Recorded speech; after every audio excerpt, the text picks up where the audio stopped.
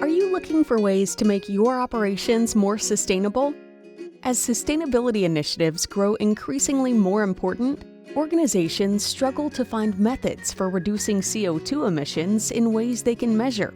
Here's one simple change you can make for an immediate reduction in energy consumption. Use TeSys Deca advanced contactors, now available up to 150 amps.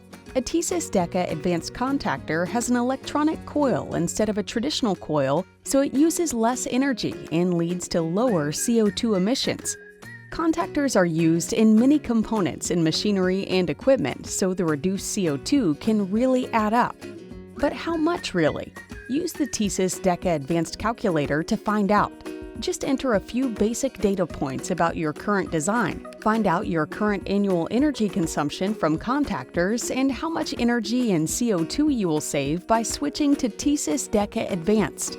And although they use newer, more efficient technology, these contactors don't require any extra work to install. Up to 80 amps, they have the same footprint as the traditional contactor and are compatible with most accessories. Just swap out the old one and drop in the new Deca Advanced, so you can give your customers a simple way to reduce CO2 emissions now. It really is that easy.